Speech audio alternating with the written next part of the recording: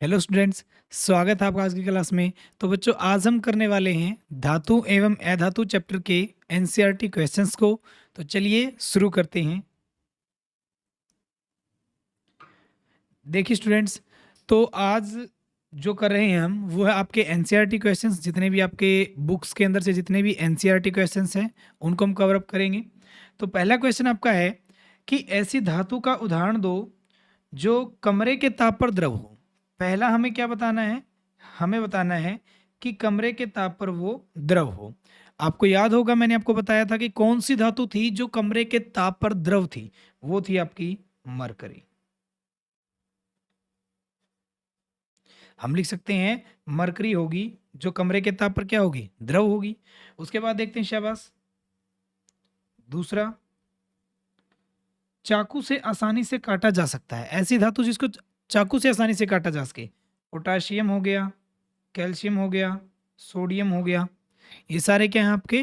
वो धातुएं हैं जिनको आसानी से चाकू से काटा जा सकता है। तीसरा देखते हैं शाबाश, क्या है कि ऊष्मा की सबसे अच्छी चालक हो। ऊष्मा की सबसे अच्छी चालक हो सिल्वर और कॉपर। ये दो ऐसी धातुएं थी जो आपकी ऊष्मा की सबसे अच्छी क्या थी? चालक थी। चौथा हमें बताना है कि ऊष्मा की कुचालक हो, जिसमें से ऊष्मा बहुत कम पास हो, वो है हमारी मरकरी और लेड यानी पीबी। ठीक है, तो ये हो गई आपकी वो धातुएं। बढ़ते हैं अगले क्वेश्चन की तरफ। हमें बताना है अघात वर्ध्य तथा तन्य का अर्थ बताइए। देखिए शाबाश, पहले हमें बताना है अज्ञात वर्ध्य क्या होता है। तो अघात वर्ध्य क्या होता है? मैंने आपको बताया था ये एक प्रॉपर्टी है, ये एक गुण है किसी भी धातु का, जिसकी वजह से उसको क्या किया जाता है? पीट पीट कर पतले चद्दर के रूप में बदला जा सकता है, सीट उससे बनाई जा सकती है। तो हम बताएंगे कि धातु को पीट कर पतली चद्दर में बदलना उसकी अज्ञात वर्ध्यता कहलाती है। अज्ञात वर्ध्यता कहलाती है कि एक उसका ऐसा गुण है जिसमें क्या किया जाता है? उसको पीटकर पतली चादर में बदला जाता है। तन्यता क्या होता है? धातु को तार में बदलना, यानी धातु को खींचकर तार में बदलना, वो उसी क्या कहलाता है? तन्यता कहलाता है। धातु को खींचकर तार में बदलना क्या कहलाएगा? तार में बदलना तन्यता कहलाती है। कि उसकी तन्यता कहलाएगी यदि उसको खींचकर तार में बदला जाता है तो, क्योंकि ये भी उसका एक गुण है। बढ़ते हैं अगले की तरफ शाबाश। अब हमारा अगला क्वेश्चन आता है कि सोडियम को क्रोसिन में डुबोकर क्यों रखा जाता है? बहुत ज़्यादा इंपॉर्टेंट क्वेश्चन है आपका ये, काफ़ी बार पेपर में पूछा जाता है कि जो सोडियम होता है उसको क्रोसिन के तेल में क्यों डुबो कर रखा जाता है? क्योंकि होता क्या है कि सोडियम एक अत्यधिक क्रियाशील धातु है, इतनी ज़्यादा अभिक्रिया करने वाली धातु होती है कि जब इसको खुली हवा में अगर छोड़ दिया जाए तो ये क्या करेगा? ये उस हवा के साथ क्या करता है? रिएक्शन करेगा, अभिक्रिया करेगा और फिर वो क्या कर लेता है? आग पकड़ लेता है। इसी कारण से उसको क्या किया जाता है? ऑक्सीजन से बचाने के लिए केरोसिन के तेल में डुबोकर रखा जाता है। तो हम इसका उत्तर कैसे देंगे? सोडियम एक अत्यंत अभिक्रियाशील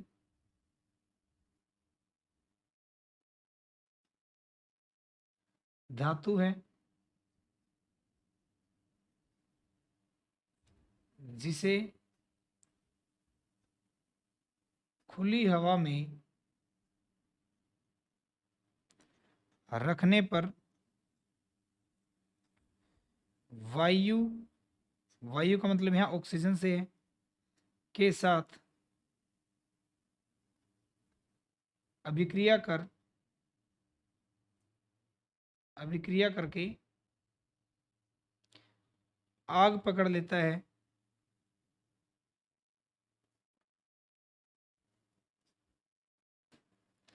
इसी कारण सोडियम को केरोसिन के तेल में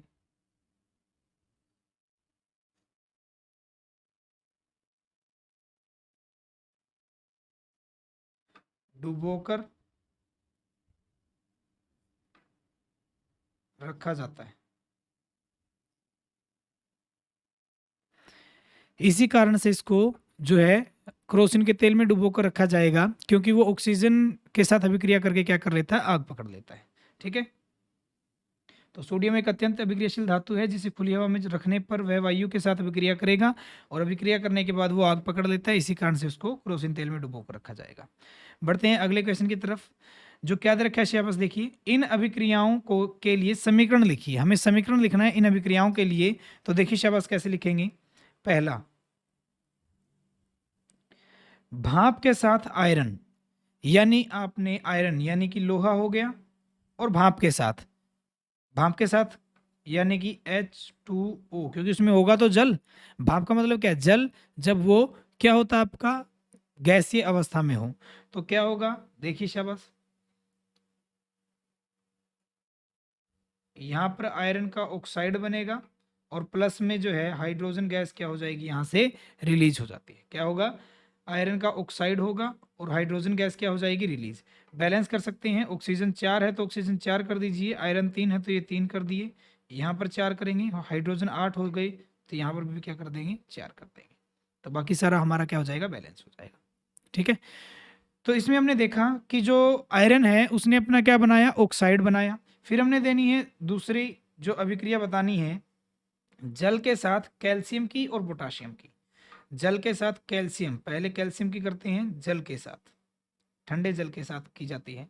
तो क्या होगा, कैल्शियम का हाइड्रोक्साइड बन जाएगा और हाइड्रोजन गैस वहां से क्या हो जाती है, रिलीज। कैल्शियम का हाइड्रोक्साइड और हाइड्रोजन गैस क्या हो जाएगी, रिलीज हो जाएगी। और अगर हम देखें तो ऑक्सीजन 2 है तो यहाँ 2 कर देते हैं, ऑक्सीजन 2 है तो हाइड्रोजन 4 है तो ये 4 हो गए, बैलेंस हो गया। ठीक है, सॉरी एक मिनट, ऑक्सीजन 2 है, हाइड्रोजन 2 और 2 4 है, तो यहाँ पर सिर्फ 4 यहाँ पर मल्टीप्लाई करेंगे, यहाँ पर नहीं करेंगे, बैलेंस है हमारा। ठीक है, अब देखते हैं कि जब वो पोटाशियम के साथ अभिक्रिया करे तो क्या होगा। पोटाशियम हमारा लिखा जाता है के से, प्लस में H2O, और अभिक्रिया होने पर क्या होगा, ये बनाएगा पोटाशियम का हाइड्रोक्साइड और हाइड्रोजन गैस क्या हो जाएगी, वहां से बाहर निकल जाएगी। तो इस केस में क्या देखने को मिला कि इन दोनों धातुओं ने जब जल के साथ अभिक्रिया की तो इन्होंने हाइड्रोक्साइड बनाया, और जब आयरन ने यानी कि उस लोहे ने जब उसके साथ अभिक्रिया की तो ऑक्साइड बनाया। मैंने आपको बताया भी था, ये इसलिए होता है क्योंकि ज़्यादा अभिक्रियाशील धातुएं जो हैं वो जल के साथ अभिक्रिया करके हाइड्रोक्साइड बनाती हैं, और मध्यम क्रियाशील या कम क्रियाशील धातुएं जो हैं वो ऑक्साइड का निर्माण करती हैं। तो ये कम क्रियाशील थी इसलिए इसने ऑक्साइड बनाया, ये दोनों ज़्यादा अभिक्रियाशील हैं तो इन्होंने हाइड्रोक्साइड बनाई। ठीक है, आगे बढ़ते हैं। बहुत सारी क्वेश्चंस हैं जो आप बैलेंस कर लीजिएगा, जो भी आपकी हैं। क्वेश्चन नंबर 3 पढ़िए, देखिए क्या है शाबाश, कि ए बी सी एवं डी 4 धातुओं के नमूनों को लेकर एक एक करके निम्न विलयन में डाला जा गया। इससे प्राप्त परिणाम को निम्न प्रकार से सारणीबद्ध किया गया। अभी आपको दिखा रखा है कि ए बी सी डी थी और इनको ऐसे डाला गया, आयरन सल्फेट, फिर कॉपर सल्फेट, फिर जिंक सल्फेट में, फिर सिल्वर नाइट्रेट में। तो इन धातुओं को इनमें डालने के बाद अभिक्रिया हुई, अभिक्रिया नहीं हुई, या क्या हुआ, वो सारी चीजें आपके सामने लिख रखी हैं। हमें इनके उत्तर देने हैं कि इस सारणी का उपयोग कर ए बी सी डी के संबंध में निम्न प्रश्नों के उत्तर दीजिए कि सबसे अधिक अभिक्रियाशील धातु कौन सी है। ध्यान से देखिए, देखिए ए ने आयरन सल्फेट कोई अभिक्रिया नहीं की, कॉपर सल्फेट के साथ कॉपर को विस्थापित कर दिया, जिंक सल्फेट के साथ कुछ नहीं, सिल्वर के साथ कुछ नहीं। सी ने क्या किया, आयरन सल्फेट के साथ जो है, सॉरी बी ने आयरन सल्फेट को क्या किया, विस्थापित किया, कॉपर के साथ कोई अभिक्रिया नहीं, जिंक के साथ कोई अभिक्रिया नहीं, सिल्वर के साथ भी कोई, मतलब कि वो दे रखा है आपको, सिर्फ जगह छोड़ रखी है, यानी कुछ नहीं होगा। फिर सी ने जब इन चारों के साथ अभिक्रिया की तो इन तीनों में कोई अभिक्रिया नहीं, इसमें विस्थापन कर दिया सिल्वर को। यानी इसमें ध्यान से देखिए कि आपकी सबसे ज्यादा अभिक्रियाशील धातु कौन सी है, वो है आपकी यहाँ पर अगर देखी जाए तो वो आ सकती है आयरन। तो अगर हम देखें कि जो आयरन को ही विस्थापित कर दे तो वही धातु क्या होगी, ज्यादा स्ट्रॉन्ग कहलाएगी। भाई आयरन के सल्फेट में से अगर आयरन को ही निकाल दे, उस ताकतवर को ही निकाल सकती है, तो वही ज्यादा क्या है आपकी, ज्यादा अभिक्रियाशील है। तो हम बताएंगे कि पहले का बी धातु जो है अधिक अभिक्रियाशील होगी। क्या होगी, अधिक अभिक्रियाशील। क्यों होगी, क्योंकि इसमें सबसे पहले आयरन ही था और आयरन को ही विस्थापित किसने किया, बाकी सबने नहीं रखा। देखिए कोई अभिक्रिया नहीं है, सिर्फ बी ने इसको विस्थापित किया, तो इसलिए क्या होगी, बी होगी। फिर हम बात करते हैं धातु बी को कॉपर सल्फेट के विलयन में डाला जाए तो क्या होगा। कि धातु बी को कॉपर सल्फेट के विलयन में डाला गया तो क्या होगा, वो उसको क्या कर देगी, यानी कि उसमें एक विस्थापन अभिक्रिया तो होगी, लेकिन वो क्या कर देगी, उसको विस्थापित वहां से कर सकती है। तो हम लिख सकते हैं दूसरे में कि विस्थापन संभव हो सकता है। ठीक है, तो ऐसे हम बताएंगे।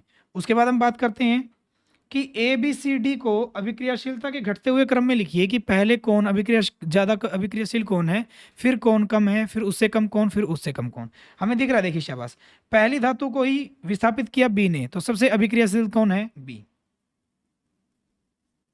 कि बी सबसे ज्यादा अभिक्रियाशील है। उसके बाद सॉरी, निशान ऐसे लगेगा क्योंकि घटते क्रम का लगाना है। उसके बाद देखते हैं बी के बाद हम देख रहे हैं कि अगली के साथ किसने विक्रिया कर रखी है, ए सी डी में से ए ने कर रखी है, तो ए होगा उससे ज्यादा, मतलब उससे कम ए, फिर उससे कम। उसके बाद किसने कर रखी, शाबाश, अगर देखा जाए तो उसके बाद कर रखी है सी ने कोई अभिक्रिया नहीं कर रखी, लेकिन इसके साथ कर रखी है, और डी ने तो किसी के साथ भी अभिक्रिया नहीं कर रखी, यानी क्या होगा, सी और सी के बाद डी, सी और सी के बाद डी। तो ये हो जाएगा आपका क्रम कि बी सबसे ज्यादा अभिक्रियाशील है, ए उससे कम है, सी उससे कम है, और डी सबसे कम है। ठीक है, अगले क्वेश्चन की तरफ बढ़ते हैं।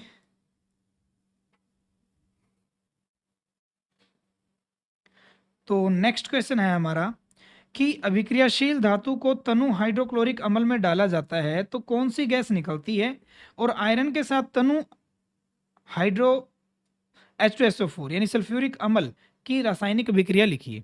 तो देखिए आपने बताना है कि जब आपकी धातु जो है अभिक्रियाशील धातु है वो तनु हाइड्रोक्लोरिक अम्ल यानी HCl के साथ अभिक्रिया करे तो क्या होगा। दिमाग में एक ही बात ध्यान रखिएगा जो मैंने आपको सेकंड चैप्टर करवाते समय भी आपको बताया था और थर्ड चैप्टर में भी मैंने आपको करवाया कि जब कभी भी धातु अगर अम्ल के साथ अभिक्रिया करेगी तो वो हमेशा वहां से कौन सी गैस रिलीज करेगी, हाइड्रोजन गैस रिलीज करेगी। तो हम लिखेंगे कि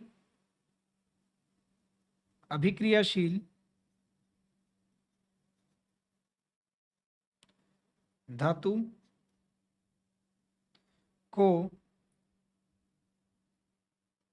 तनु हाइड्रोक्लोरिक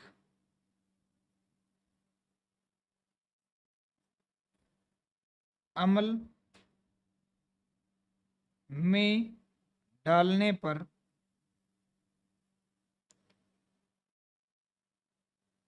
हाइड्रोजन गैस यानी हाइड्रोजन गैस निकलती है। ठीक, उसके बाद हमें बताना है कि आयरन के साथ तनु H2SO4 सल्फ्यूरिक अम्ल की रासायनिक अभिक्रिया बतानी है। अब हमें बताना है आयरन यानी Fe के साथ तनु H2SO4 यानी सल्फ्यूरिक अम्ल, तो क्या होगा। हमें पता है कि आयरन जो है हाइड्रोजन को क्या करता है, डिस्प्लेस करता है, वहां से निकालता है, तो होगा क्या, आयरन का तो बन जाएगा सल्फेट और आपकी हाइड्रोजन गैस क्या हो जाती है, बाहर। तो ये होगा कि आयरन जो होगा वो सल्फेट बना लेगा और हाइड्रोजन गैस क्या हो जाएगी, रिलीज, क्योंकि ये भी एक अम्ल है और ये भी एक धातु है। तो धातु अम्ल के साथ अभिक्रिया करे तो होगी क्या, जो है साल्ट जो होता है आपका लवण बनता है और साथ में क्या बनता है, हाइड्रोजन गैस निकलती है। उसके बाद बात करते हैं हम 5th क्वेश्चन के ऊपर कि जिंक को आयरन सल्फेट के विलयन में डालने से क्या होता है, इसकी रासायनिक अभिक्रिया लिखिए। देखिए, जिंक को आयरन सल्फेट के विलयन में डालने से क्या होगा कि यदि जिंक को डाल दिया जाए आयरन सल्फेट में तो क्या होता है, ये हमें बताना है। तो देखिए शाबाश, क्या होगा कि जब जिंक को डाल देंगे आयरन सल्फेट में, ये जिंक और ये आयरन का सल्फेट, तो होगा क्या, आयरन को सल्फेट में आयरन को जिंक क्या कर देता है, विस्थापित कर देता है। तो जिंक का बन जाएगा सल्फेट और आयरन हमारा क्या हो जाएगा, अलग। तो इस प्रकार से हम लिख सकते हैं कि जिंक और आयरन सल्फेट के विलयन में जिंक आयरन को क्या कर देता है, विस्थापित कर देता है। ठीक है, तो ये हम इसमें लिख सकते हैं।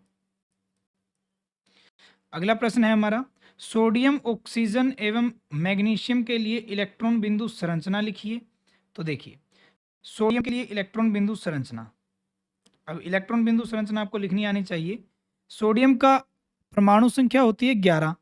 इलेक्ट्रॉनिक विन्यास अगर देखा जाए तो 2 पहले वाले में, दूसरे वाले में 8, तीसरे वाले में 1। तो कैसे होगा, ये हमारा उसका परमाणु हो गया, ये पहला कक्ष, ये दूसरा कक्ष और ये तीसरा कक्ष। ठीक, इसमें पहले वाले में भरे जाएंगे 2 इलेक्ट्रॉन सिर्फ, दूसरे वाले में हो जाएंगे 8, 3, 4, 5, 6, 7 और 8, और लास्ट वाले में क्या हो जाएगा हमारा 1।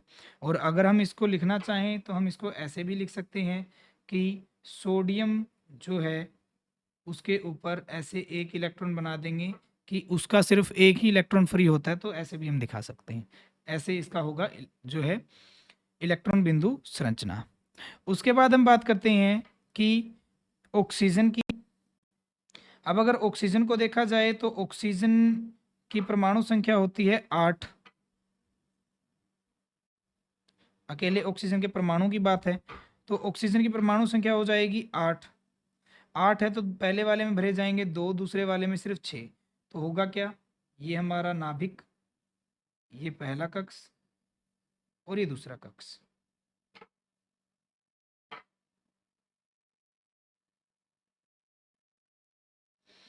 तो पहले वाले में भरे जाएंगे सिर्फ 2, दूसरे वाले में भरे जाएंगे 6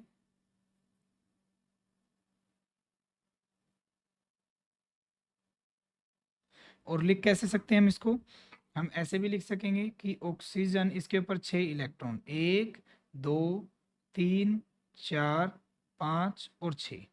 इस प्रकार से हम क्या बना सकते हैं, इसकी इलेक्ट्रॉन बिंदु संरचना को दिखा सकते हैं। फिर हमें दिखाना है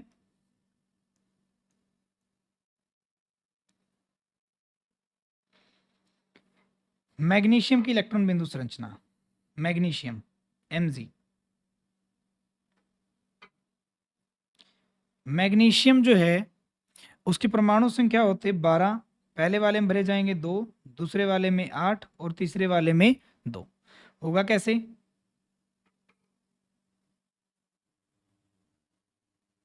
ये पहला कक्ष, सॉरी ये नाभिक, ये पहला कक्ष, ये दूसरा कक्ष और ये तीसरा कक्ष। पहले वाले में भरे जाएंगे 2 इलेक्ट्रॉन, दूसरे वाले में भरे जाएंगे 8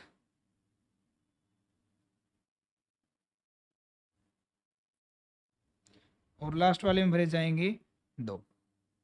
और हम इसको कैसे लिख सकेंगे, Mg और उसके ऊपर लगा सकते हैं 2 इलेक्ट्रॉन। तो ये होगी इनकी इलेक्ट्रॉन बिंदु संरचना। अब हम बात करते हैं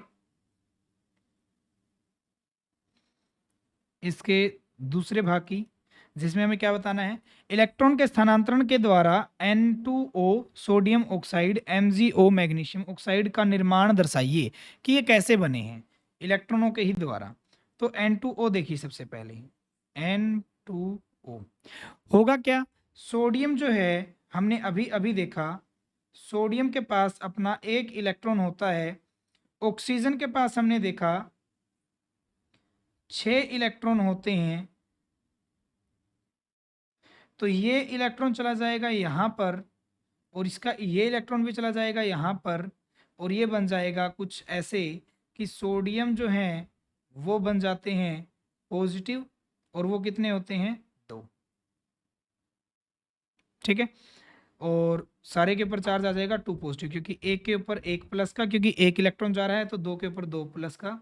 और ऑक्सीजन के पास आ चुके हैं इलेक्ट्रॉन 2 एक्स्ट्रा, और इसके ऊपर चार्ज हो जाएगा 2 माइनस का, और 2 Na जो है उसके ऊपर सारे के 2 सोडियम के ऊपर 2 पॉजिटिव और 2 नेगेटिव मिलके क्या बनाएंगे N2। ठीक है, फिर हम बात करते हैं MgO की, मैग्नीशियम ऑक्साइड। तो अभी अभी हमने देखा मैग्नीशियम के पास सिर्फ 2 इलेक्ट्रॉन होते हैं, ऑक्सीजन के पास 6 होते हैं, तो ये दोनों ही इलेक्ट्रॉन चले जाएंगे यहाँ पर, और होगा क्या, मैग्नीशियम के पास आ जाएगा 2 प्लस का चार्ज, और ऑक्सीजन जो है वो 2 इलेक्ट्रॉन लेके उसके ऊपर आ जाता है सारा टोटल 2 माइनस का चार्ज, और 2 प्लस का 2 माइनस का बैलेंस हो जाएगा और बन जाएगा MgO। इस प्रकार से हम बना सकते हैं। ये था हमारा दूसरा पार्ट, और ये था हमारा पहला पार्ट। तीसरे पार्ट में कहता है इन यौगिकों में कौन कौन से आयन उपस्थित हैं, ये भी हमें बताने हैं। आयन हमारे हैं, Mg आयन है जो था Mg2 पॉजिटिव, मैंने आपको बताया। सोडियम आयन है जो है Na पॉजिटिव, अकेले के ऊपर सिर्फ एक प्लस का चार्ज होता है। और ऑक्सीजन है जिसके ऊपर 2 माइनस। जितने भी हमने बनाए हैं उसमें सिर्फ 3 ही तरह के आयन थे, एक ऑक्सीजन आयन था, एक सोडियम का आयन था और एक मैग्नीशियम का आयन था। तीनों आयन हमने लिख दिए। ठीक है, आगे बढ़ते हैं।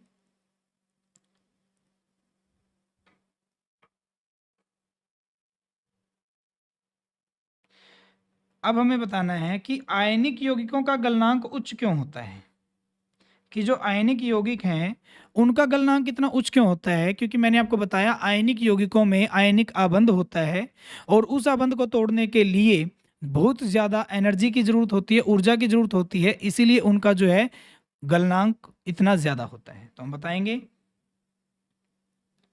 आयनिक यौगिकों में, आयनिक यौगिकों में आयनिक आबंध होता है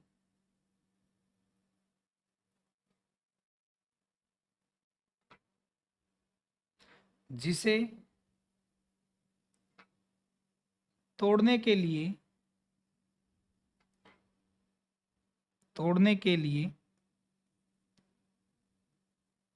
अत्यधिक ऊर्जा की आवश्यकता होती है, ऊर्जा की आवश्यकता होती है।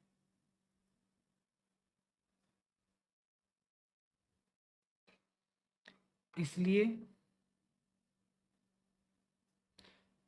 आयनिक यौगिकों का गलनांक, आयनिक यौगिकों का गलनांक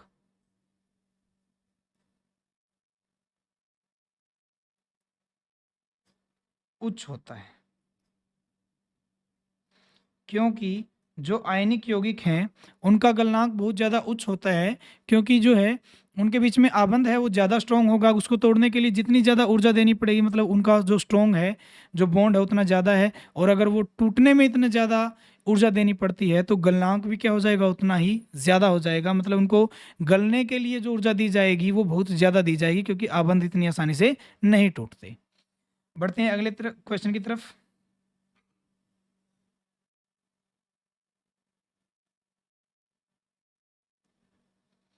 अब देखिए, हमें खनिज, अयस्क और गैंग को परिभाषित करना है। सबसे पहले देखते हैं खनिज क्या होता है। क्या देखा था हमने खनिज के बारे में, मैंने आपको बताया था कि प्राकृतिक रूप से जो है धातुओं के, मतलब तत्व और यौगिक, धातुओं के तत्व और यौगिक भूप्रपट्टी से जो मिलते हैं उन्हें खनिज कहा जाता है। कैसे बताएंगे, भू प्रपट्टी से प्राप्त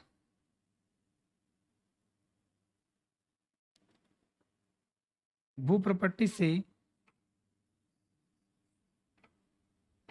प्राकृतिक रूप से प्राकृतिक रूप से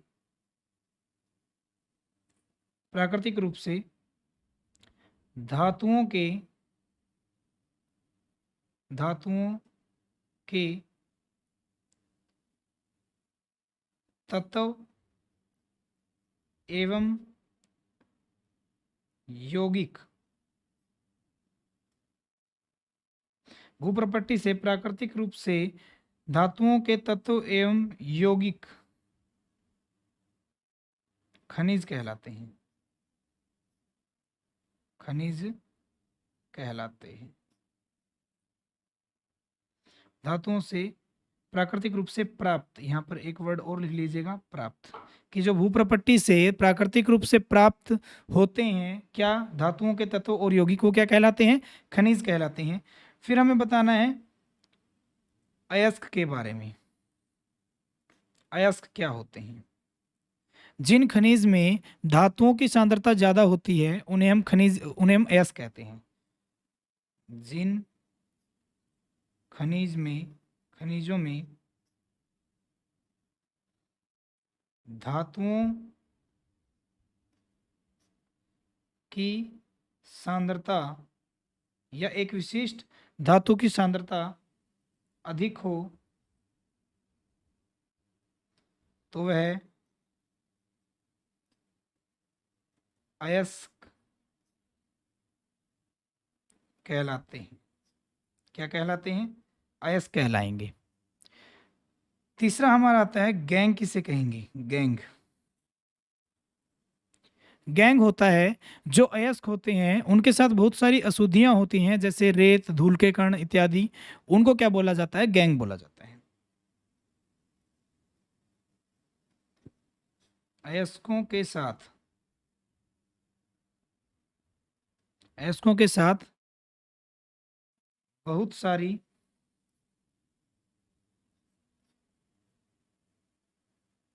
अशुद्धियां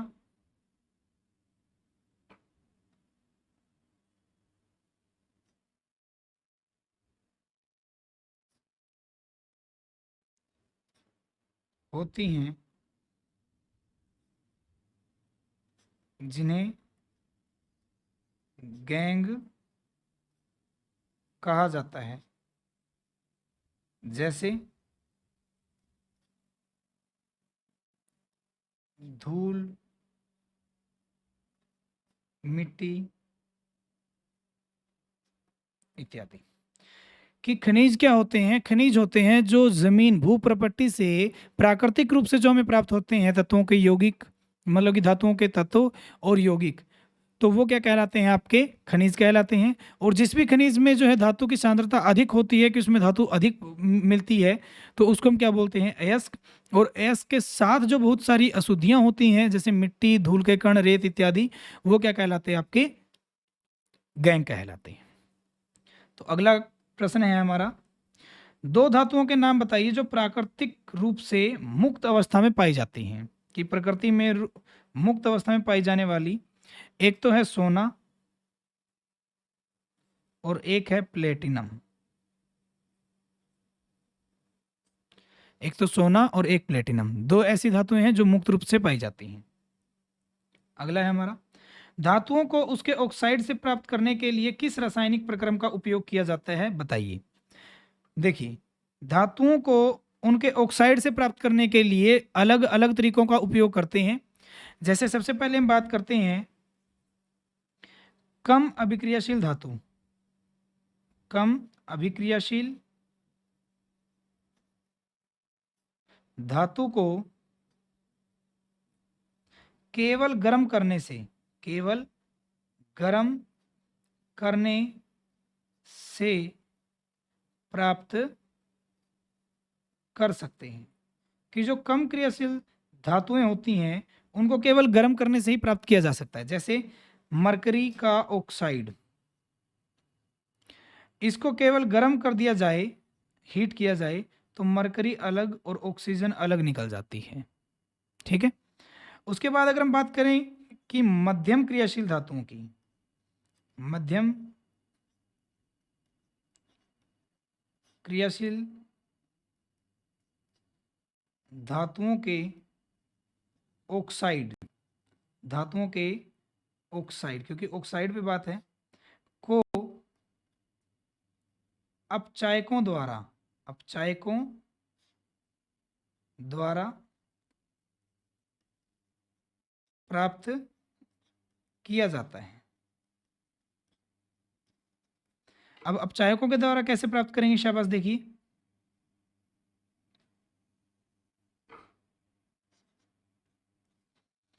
थोड़ा सा स्पेस यहाँ पर कम है तो सेकंड पार्ट यहाँ लिखता हूँ, सी पार्ट यहाँ लिख दूंगा मैं। तो अपचायकों के द्वारा कैसे प्राप्त करते हैं, जैसे देखते हैं, जैसे मैंने आपको बताया जिंक का ऑक्साइड है तो हम क्या करेंगे, उसमें कार्बन कोर का उपयोग करेंगे और क्या होगा, ये जिंक जो है वो अलग रह जाएगा और कार्बन मोनोऑक्साइड बाहर निकल जाती है। ये आपका क्या था, अपचायक था। क्या था, एक अपचायक। तो इनको अपचायकों के द्वारा निकाला जाता है। सी है अधिक क्रियाशील धातु, जो अधिक क्रियाशील धातुएं हैं, धातुओं के ऑक्साइड को विद्युतीय अपघटन द्वारा, अपघटन द्वारा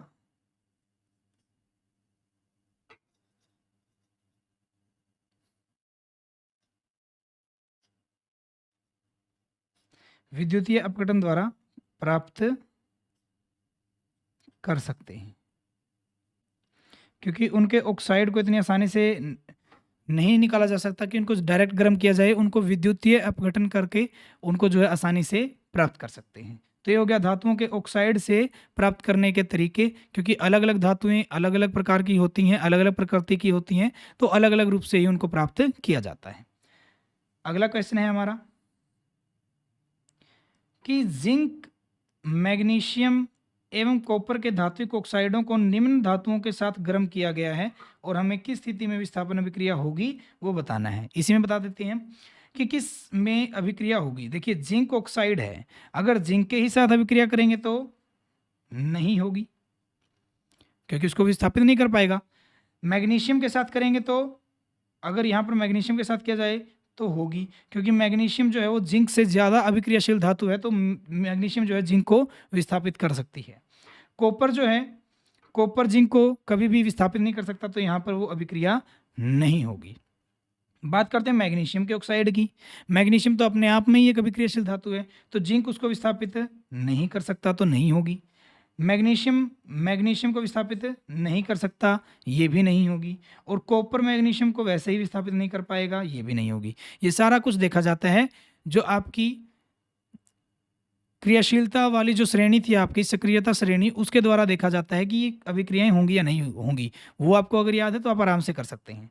कॉपर का ऑक्साइड, कॉपर तो वैसे ही बहुत कम अभिक्रियाशील होता है, तो बाकी सारे तो उनसे लगभग क्या होते हैं, क्रियाशील ही होते हैं ज़्यादा, तो जिंक उसको विस्थापित कर देगा, तो यहाँ पर वो अभिक्रिया होती है। मैग्नीशियम उसको विस्थापित कर देगा, यहाँ पर भी होगी, लेकिन कॉपर कॉपर को नहीं कर पाएगा, तो यहाँ नहीं होगी। सिर्फ हमें ये देखना है कि कौन किसको विस्थापित कर सकता है, उस केस में अभिक्रिया होगी, और जो विस्थापित नहीं कर सकता तो उस केस में अभिक्रिया नहीं होगी। तो हम यहाँ पर सिंपली डायरेक्ट बता सकते हैं। ठीक है। दूसरा क्वेश्चन है हमारा कि कौन सी धातु आसानी से संक्षारित नहीं होती। वही मैंने आपको बताया, एक तो सोना और एक सिल्वर, ये दो आपके हैं कि सॉरी प्लेटिनम,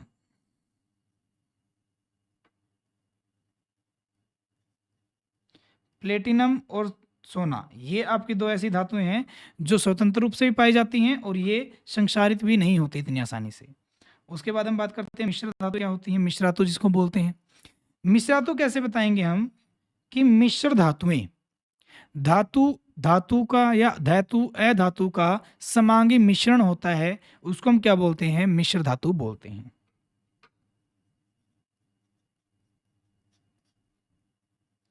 धातु धातु एवं धातु अधातु का एक समांगी मिश्रण होता है। क्या होता है? समांगी मिश्रण होता है। जैसे तांबा हो गया, उदाहरण के लिए हम देख सकते हैं, अगर हम देखें तो तांबा,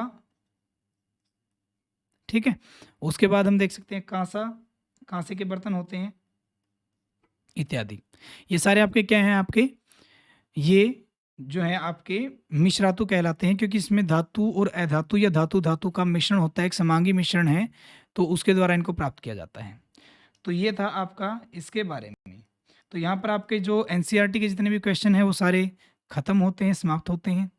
तो जो आपके अभ्यास के प्रश्न बचते हैं वो करेंगे हम अगले लेक्चर में। आज के लिए इतना ही, धन्यवाद।